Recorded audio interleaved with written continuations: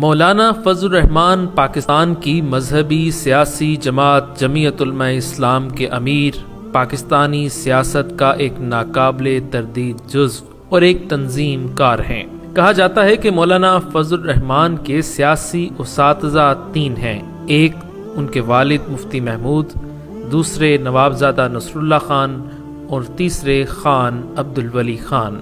برطانیہ کے معروف اخبار نیوز آف دی ورلڈ نے مولانا فضل الرحمان کو پاکستان کا سب سے قابل، ایشیا کا 5واں اور انٹرنیشنل سطح کا 19واں قابل سیاستدان قرار دیا تھا۔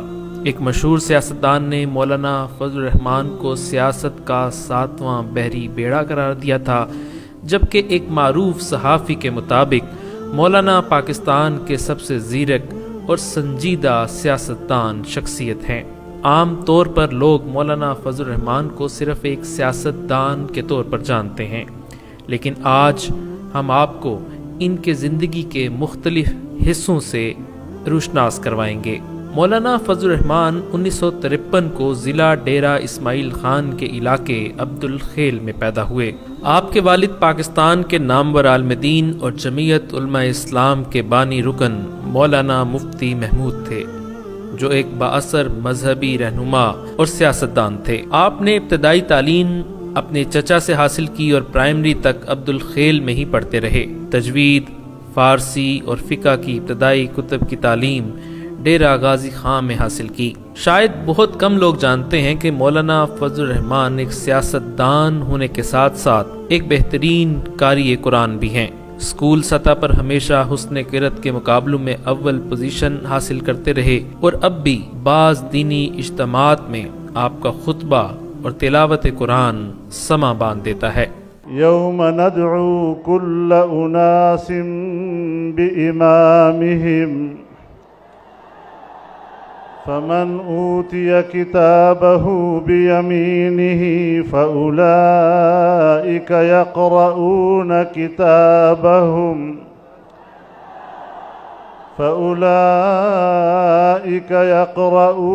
کتابہم ولا یظلمون فتیلا۔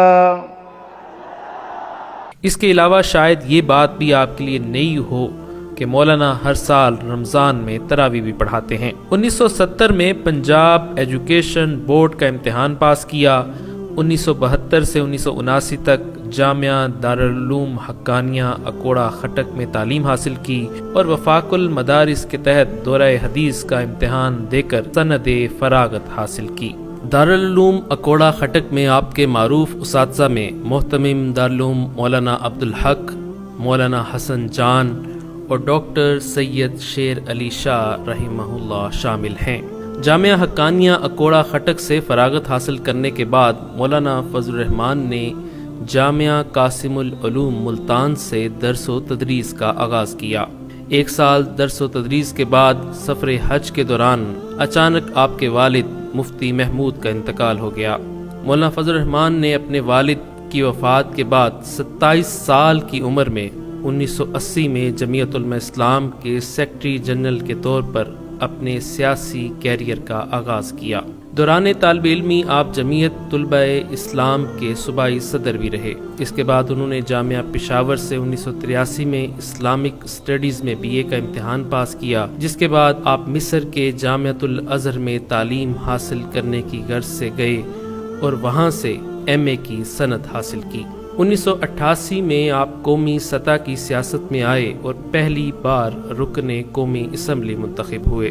آپ نے پارلیمنٹ کے اندر اور باہر ملک میں اسلامی نظام، جمہوریت اور آئین کی بالادستی کے لیے بھرپور آواز اٹھائی اور اس سلسلے میں اب تک 10 سے زیادہ مرتبہ قید و بند کی صحبتیں برداشت کر چکے ہیں۔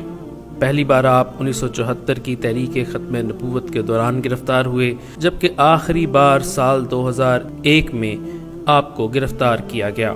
اس طرح سے مولانا فضل الرحمان نے مجموعی طور پر 5 سال اسیری کی زندگی گزاری۔ آپ نے ملک میں غیر شرعی قوانین اور عالم اسلام کے مختلف عنوانات پر بھرپور جدوجہد کی، جس میں 1999 میں امریکہ مرد آباد ریلی، 9/11 کے بعد افغانستان پر امریکی جارحیت، پاکستان میں ڈرون حملوں، سانحہ لال مسجد، تحفظ نسواں بل، ممتاز قادری کی پھانسی اور سود کے خلاف حکومتی سطح پر ذہن سازی اور عملی اقدامات سمیت درجنوں موضوعات شامل ہیں۔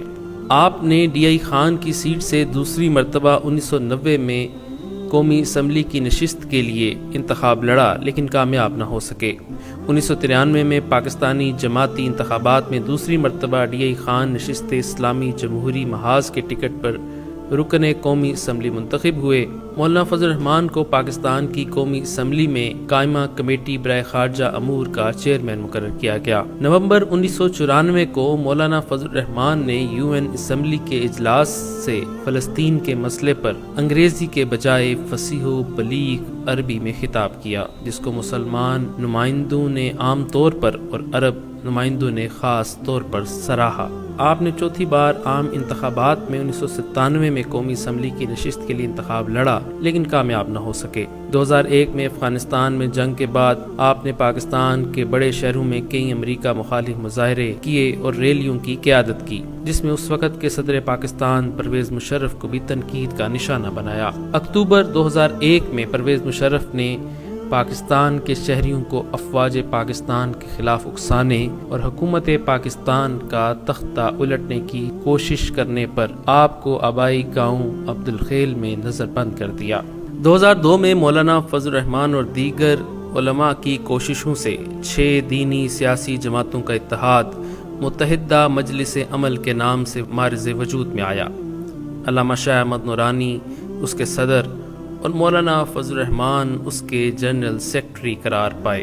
2002 میں متحدہ مجلس عمل کے ٹکٹ پر آپ تیسری مرتبہ رکن قومی اسمبلی منتخب ہوئے۔ الیکشن جیتنے پر مولانا فضل الرحمان پاکستان کے وزیر اعظم کے عہدے کے ممکنہ امیدوار بن گئے لیکن ان کی تقرری نہ ہو سکی۔ انہوں نے 2004 سے 2007 تک حزب اختلاف کے رہنما کی حیثیت سے خدمات انجام دیں۔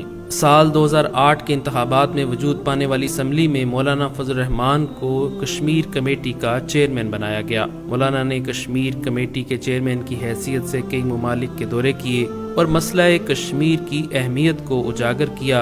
مظلوم کشمیریوں کے حق میں آواز بلند کرتے ہوئے بین الاقوامی سطح پر کشمیریوں کو حق خود ارادیت دلانے کا مطالبہ کیا۔ مولانا فضل الرحمان بنوں کے حلقہ انتخاب سے متحدہ مجلس عمل کے ٹکٹ پر چوتھی بار پاکستان کی قومی اسمبلی کے رکن منتخب ہوئے لیکن وہ ڈی آئی خان میں الیکشن ہار گئے۔ مارچ 2016 کو مولانا فضل الرحمان کو بحرین حکومت کی جانب سے آپ کی امن کی بحالی کی کوششوں کے اعتراف میں امن ایوارڈ دیا گیا۔ مارچ 2018 میں وہ متحدہ مجلس عمل کے سربراہ بن گئے۔ مولانا فضل الرحمان نے ڈیرہ اسماعیل خان کے حلقوں سے 2018 کے عام انتخابات میں قومی اسمبلی کی نشست پر انتخاب لڑا لیکن وہ کامیاب نہ ہو سکے۔ اگست 2018 کو پاکستان مسلم لیگ نون سمیت پاکستان کی متعدد سیاسی جماعتوں نے انہیں صدارتی انتخابات میں امیدوار نامزد کیا لیکن وہ اس میں ناکام رہے۔ اس کے بعد حکومت کے خلاف اپوزیشن تحریک پی ڈی ایم الائنس کا آپ کو سربراہ مقرر کر دیا گیا۔ مولانا فضل الرحمان پر متعدد جان لیوا حملے بھی ہوئے۔